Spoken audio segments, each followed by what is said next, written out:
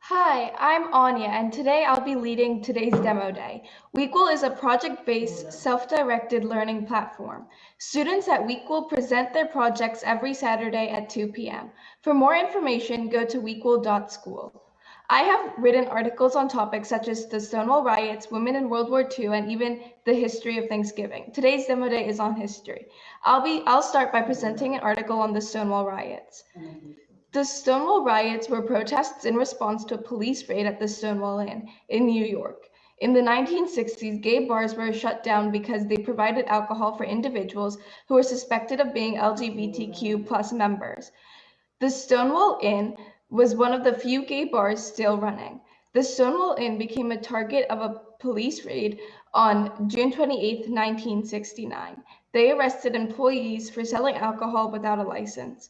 They roughed up any of the bar's employers and arrested some for breaking in New York's gender-appropriate clothing statute. As a result, a riot began. The police, a couple of prisoners, and a writer of a Village Voice barricaded the door, which the mob tried to set on fire after they broke the barricade. The fire department managed to put out the fire. The riots went on for 5 more days. These riots are considered to be the uprising of LGBTQ plus rights in America. The Stonewall riots also made way for more groups such as the Gay Liberation Front. Next, we have Isla sharing an article on the cognitive revolution. Hello, everybody. My name is Isla McPhail, and I am 9 years old. Today, I will be presenting my article that I wrote on the cognitive revolution. This article was largely based on the book *Sapiens*. First, to start, let's just ask the question, what makes humans different from mammals? From other mammals. We are actually not that different from other mammals such as monkeys. But there's one thing that made all the difference. That is that we can imagine things and imagine things unseen, and we can tell stories, and we can tell fantasy stories, and we can imagine new customs that can make a big difference. This was called the cognitive revolution. The cognitive revolution occurred about 50,000 years ago.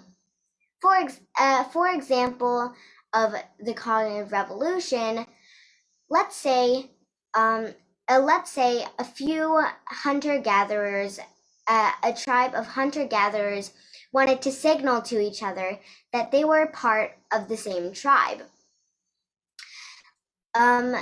They came up with a new custom where they only used bird feathers to make hats. Now, everybody in this tribe is wearing bird feather hats. The way this changed, the way this made a huge difference was that now people can signal to each other without having to have a personal relationship with everybody else in the tribe. So now tribes can grow larger and larger and larger because people don't need to have a personal relationship with everybody else. The cognitive revolution was a big step in coordination and communication. For conclusion, this revolution was one of the biggest revolutions and one of the most important revolutions in history. This also led into the agricultural revolution, which is also a big revolution, a very important revolution in history, which my sister Sume will be talking about next. I hope you enjoyed this presentation that I did, and I hope you have a great day and a good time listening to the rest of the presentations. Thank you, Isla. So my article is the agricultural revolution, And a lot of us, we don't really think about how much work has to come into the things that we that are just in our everyday lives. This article was based on I think the first crash course video in the world history playlist, and in the video they used an example as a 99-cent double cheeseburger. And it's like, and so many things have to happen in order to have this 99-cent double cheeseburger. You have to have cows, you have to like get flour to make the bread, you have to grind the meat, you have to ship it all over the place, and you have to make the cheese, you have to grow the lettuce, you have to grow the tomatoes, and then you put this all together and you can just get one for 99 cents.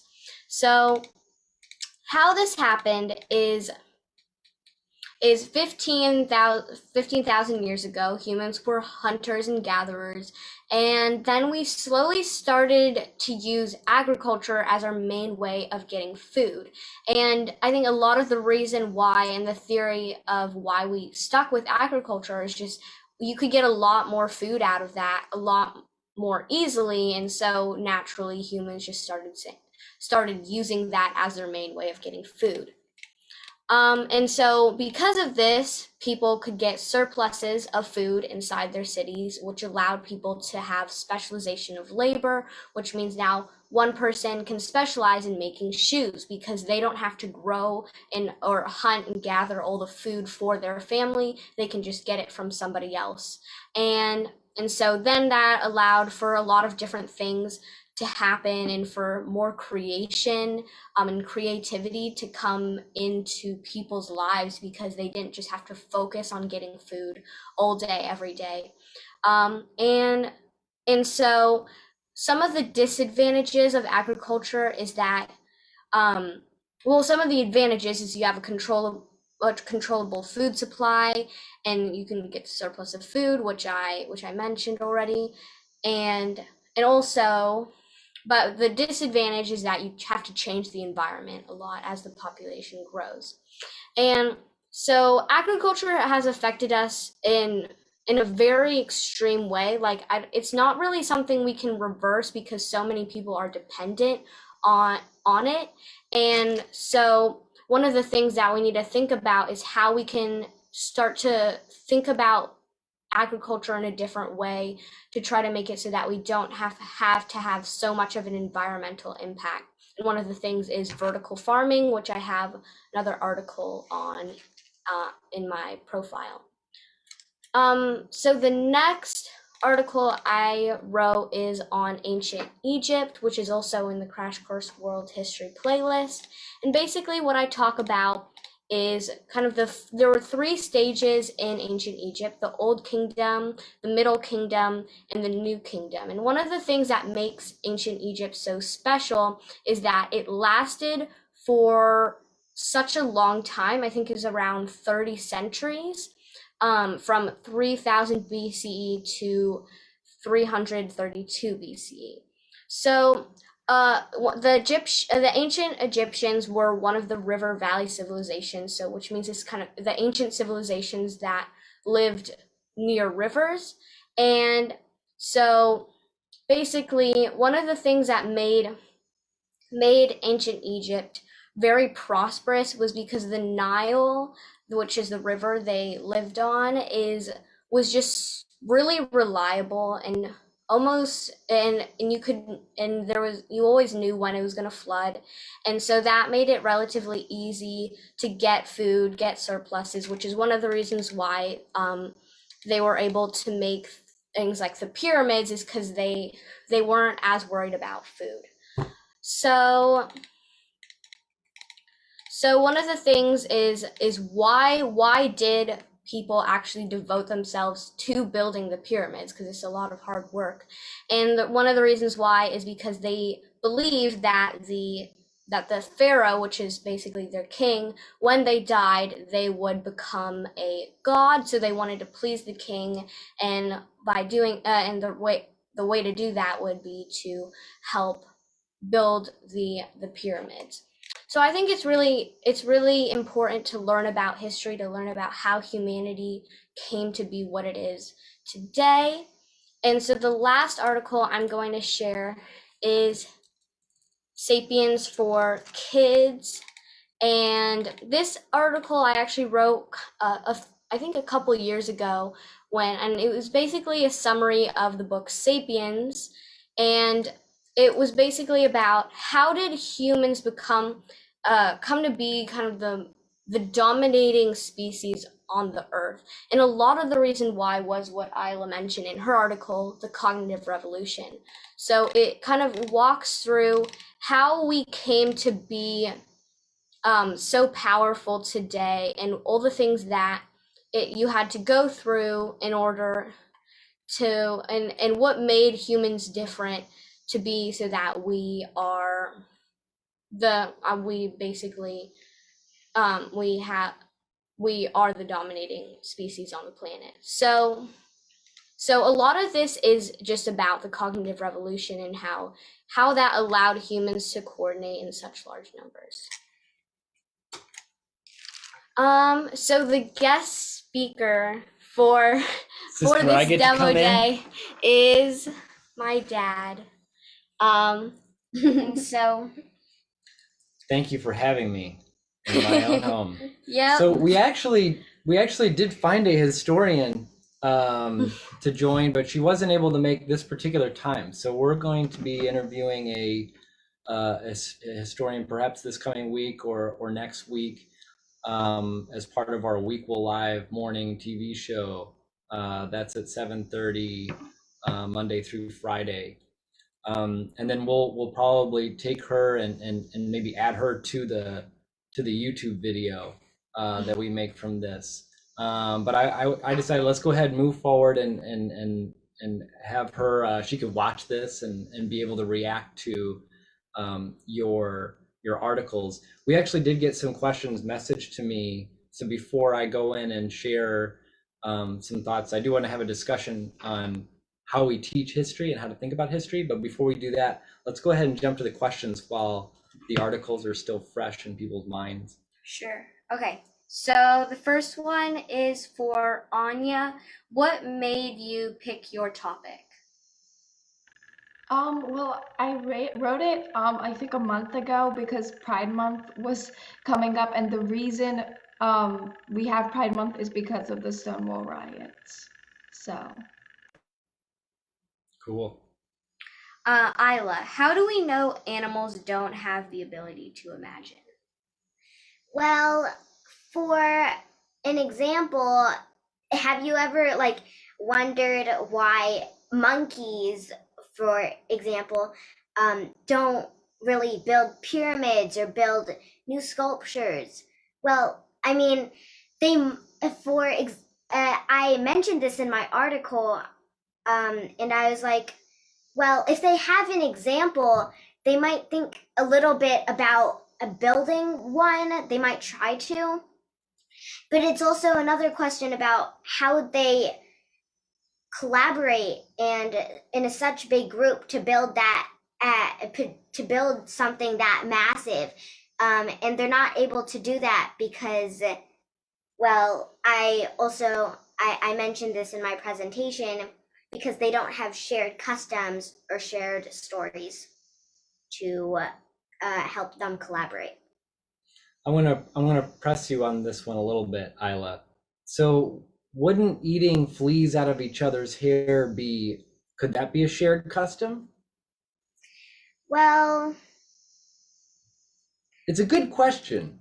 Yeah. About how do you know animals can't imagine? Because that's a premise that Yuval has in the book Sapiens. Mm-hmm. But it's a tough question. And Anya, feel free to jump in too if you have some thoughts. But let's look at that example of eating fleas out of each other's hair. So why would that not suffice? Well, because I don't think it really has something you can believe, and eating fleas out of each other's hair, well, that's something you can get for food and stuff, but I don't think it's really exactly a shared story or shared custom. it's a very practical thing to do. Yeah. Yes. It doesn't require imagination to be a monkey that eats bugs. It's like Yeah. all the See a monkeys bug. sleep sometimes. It doesn't mean that that's really Right. custom. For it to be evidence of imagination, you'd have to see animals doing something that would reflect something that previously didn't exist, right? You'd have to like see a monkey create a drawing of a monkey with like 8 hands and be like, check that out. I just had that thought. Yeah. Something like that. Mhm. Like some of the early, I think the way that they dated some of these, the cognitive revolution relates back to some of the artwork that was being created. And so all of a sudden you started to see pictures and sculptures of things, or even just the creation of a pot, like to create a pot Yeah. that could And carry also, water. one thing is the guy who wrote *Sapiens*. He did a TED talk, and he was talking about like what allowed us, what like some animals, they can collaborate in large, like bees, they collaborate to make honey and stuff, but it's very restricted and rigid. You can't, it's not like they're gonna like, oh, let's overthrow the queen bee and create a democratic bee society or like a communist one. It's like that's not going to happen, because it's like It's built already into kind of their a DNA. communist society. Yeah. But you know, you wouldn't be able to really change that, and that's rigid. But whereas with humans, you have the ability to collaborate, but also have it be flexible as well. So and so that's kind of what differentiates just collaborating in something like bees collaborating between humans collaborating. Okay, Okay. I also have one more thought. go ahead. One question that I was wondering while I was writing this article was like, what about the first weapons before the cognitive revolution happened? Like, what about like a spear or something?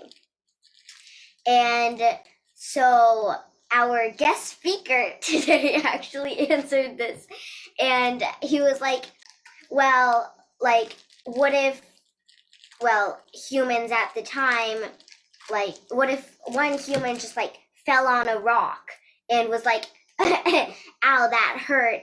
It doesn't really take imagination to realize that and then kind of like use it to attack an elephant or something, and be like, this is a very hard rock and I can throw it at an elephant and it'll hurt.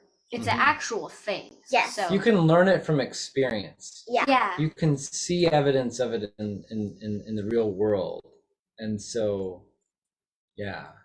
When you first said guest speaker, it took me a second to realize you're talking about me. I want to share, I actually wanted to share a couple thoughts about our lead speaker today before we jump. I think there was a question for you too. Before getting into that, I want to share some kind words about Anya.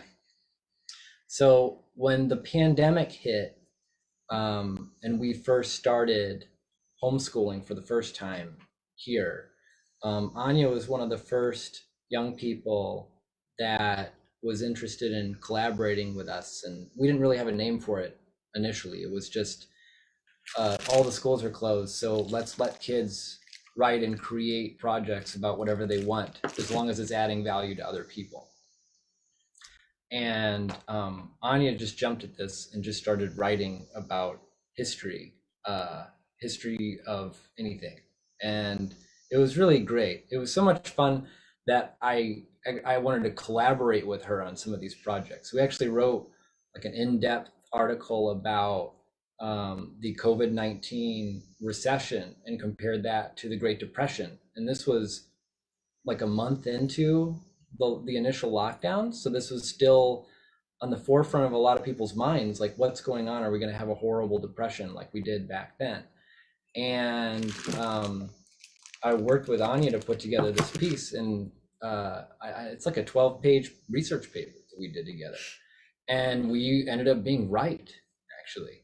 Like we basically came to this conclusion that, look, there are some similarities, but a lot of these are not similar at all. And so we were basically concluding that we don't really see any evidence that we're going to have some Great Depression. And so I just want to really applaud Anya for being a tremendous leader in this space, and like somebody that I think a lot of the other young people on our platform can look up to. They should check out her blog. She's just got a ton of work there, and we'd love to have her back and lead future demo day. I know we have a few other students that were close to getting done with their projects but didn't quite make it. So thank you very much, Anya, for being with us and learning with us and sharing your mind, because it's been an absolute pleasure. Thank you. One more question for our Yeah, there was a yeah. Go ahead. Okay, so how did people learn to grow food? How did they even know what to do?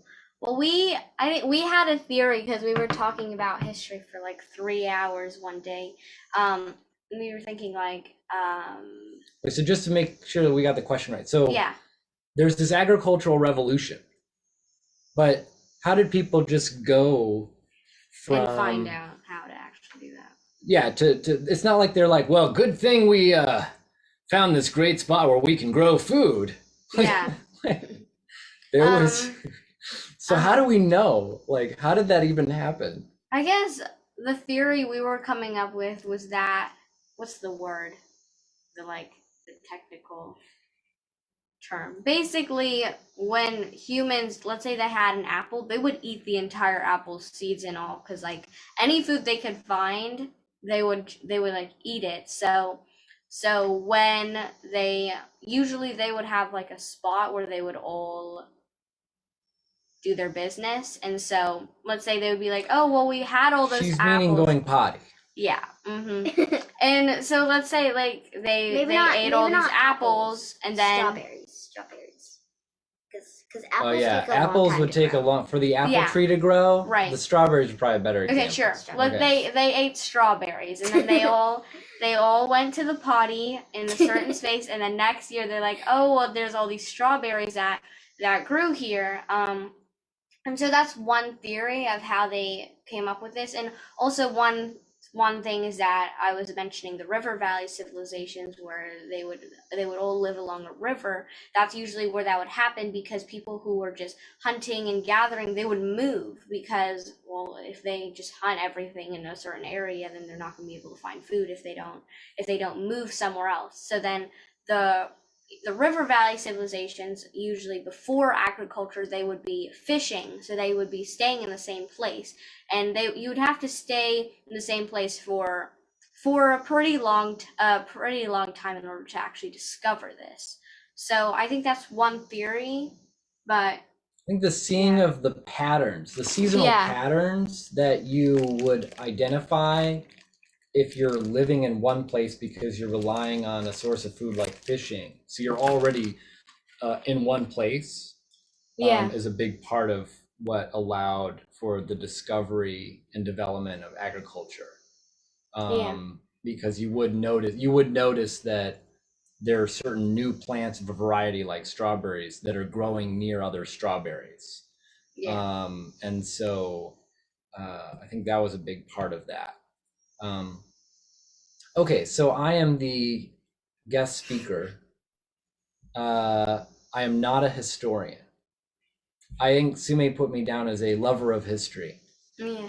And I think that's probably an accurate characterization. There are a few subjects that I can just endlessly discuss. And one of them is history. But I don't want to talk about a particular history topic today. We've got maybe 20 minutes here. What I really want to discuss with the three of you is how to approach and think about history so that members of WEquil School can become as excited about learning about the story of humanity with the same level of enthusiasm as Anya. Like, how do we help people to see it? Because it's so important. Like, but how do we convey that? And I have my own views on that, but I think maybe we can go in a circle and hear your guys' thoughts about it first. Yeah. Anya, do you want to go first? Sure. Well, basically, I really like history because, basically you study history so you can learn the impacts it had on today's life, and I really like studying it and basically comparing it to the real world and seeing like what would be different if that didn't happen. So that's something that I really like about history. Yeah, because if the cognitive revolution didn't happen, well, I mean, Yeah, and also like relating the cognitive revolution. Well, what is a fictional story and what isn't? Like, for example, I think this might have been in your article, but I know I put it in my Sapiens article. Is like money. It's not an actual. It doesn't really have any value. It's just a piece of paper. What? Yeah, but and it's like it. But the process works if we all believe it does have value. And that is also what I think it was Yuval. He was talking in his TED talk, Yeah, like Yuval Noah Harari is the Yeah. author of *Sapiens*. like if someone was like, okay, I'm gonna give you this a piece of paper, and then you can give me a banana, and it's like, no, I'm not gonna give you this banana for some random piece of paper. Mhm. yeah. But it's really the actual, like, it doesn't really have any actual use, but you can trade it for something that does have an actual use and repeat. So that's something that when we were talking about it, when we had that discussion, I was just, it kind of clicked for me, and I was like, really? Wow. Yeah. So yeah.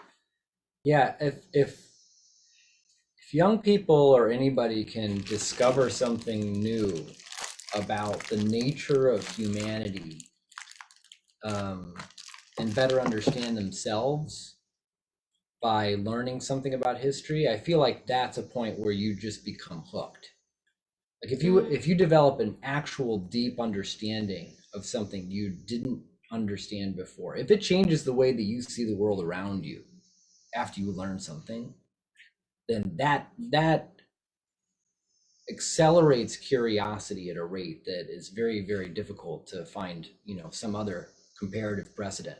So I like, think you can use history to kind of develop a mental model and how you look at the world, and by, like, for example, the cognitive revolution, you can think about, well, what is, when you first learn about new things, you can think about, well, is this actually something real, or maybe the cognitive revolution has something to do with this. sure. Yeah, well, like this one of these ideas. So we were trying to, like, how do we get Isla excited about history? So Sume was excited about history first because, well, in part she's just 3 years older, right? And so Sume and I were strategizing of ways we get Isla hooked on history. And one of the ways that we did that was by sharing a story with her that was somewhat shocking and that would, shake her view of human beings. And the example that we came up with was during World War II, or during World War I, how the Germans essentially helped to orchestrate the fall of the Russian government by implanting and growing support for communism and the rise of Lenin, and how just this idea became infectious, just like a virus, just like a pandemic, right? And Isla was sitting there at the table of this local Italian restaurant looking at Sume and I like, an idea? An idea crumbled like a whole country, like a country fell apart because of an idea? It's like a pandemic. And, I don't know, Isla, do you want to elaborate on that at all? Or like, what was that like for you to kind of be like, what? It was great. That was the moment. After that, it was. Yeah, I think once history becomes relevant, then it's much more interesting. But I think a lot of when it just comes to this happened on this day, you can't really relate that to your life. What do you think about this, Anya? I mean, we're throwing out a bunch of different ideas, but Well, yeah, like it's kind of interesting to see like how like one point in history created like kind of a domino effect and like started another event in history. So that's also really interesting if you think about it. oh yeah, and World War I being like one of these almost perfect examples because so much of what happened is still relevant today because of that. Um, so we can bring up another topic. So that was a good one. I think we covered like some of the things that can help get young people really excited about history. But another one is like how one can approach history in a way that becomes practical very quickly. And I don't want to be critical about the way that we generally teach history, but I do want to offer some suggestions about how we've approached it within our family, and then feel free to share your thoughts, Anya, on this and how you guys talk about it. But I tend to want to start at an extremely high level, and just to help young people kind of wrap their head around what the story is, because there's so many details along the way that I think one can get lost very easy. So one thing I like about the book Sapiens, so I basically handed Sume the book Sapiens 3 years ago when she first started blogging, and I was like, okay, for one of your summer projects, summarize this book. Synthesize this book and come up with your own examples. And so she started writing out this really long article. And every day she had another picture that was really funny, and talked about these things. But what I like about the book Sapiens, which is titled, the subtitle is, I think, A Brief History of Humankind, is that he talks about it in 3 stages: the cognitive revolution, the agricultural revolution, and the industrial revolution. And you know, we sat down, what was it, maybe a month ago, and I actually tried to give a history lesson of all of history in 30 minutes on a WEquil live show. And we got through it, but it was kind of exhausting. But that's the way I approached it. I was like, okay, the first 2 million years was pre-cognitive revolution. It was basically the same thing all the time. You know, these roving bands, they couldn't coordinate in large groups because they didn't have any way of signaling if they were part of a different tribe, right? And like kind of like work through these 3 main revolutions that just altered the way that human beings interacted. And I found that to be a very useful approach for my daughters, because then when we talked about events through history, they could put it in the context of which of these big regimes that happened in. So what do you guys think about that? What do you think about that, Anya? Do you find that helpful, or have you heard that before? Any comments at all? Yeah, I kind of find it helpful to like in understanding history. Yeah. Okay.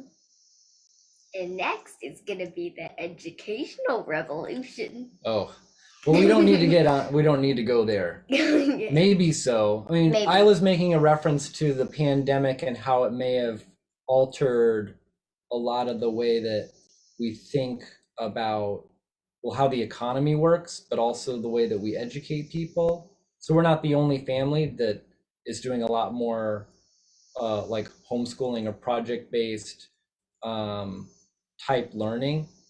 And so within our family, we've speculated about whether or not this might actually be like a new cognitive revolution of its own, that people can just learn anything from anywhere, just about, and how that transformation can change not only the way that we educate ourselves, but also how we work.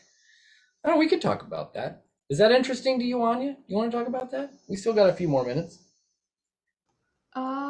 Yeah. What do you think?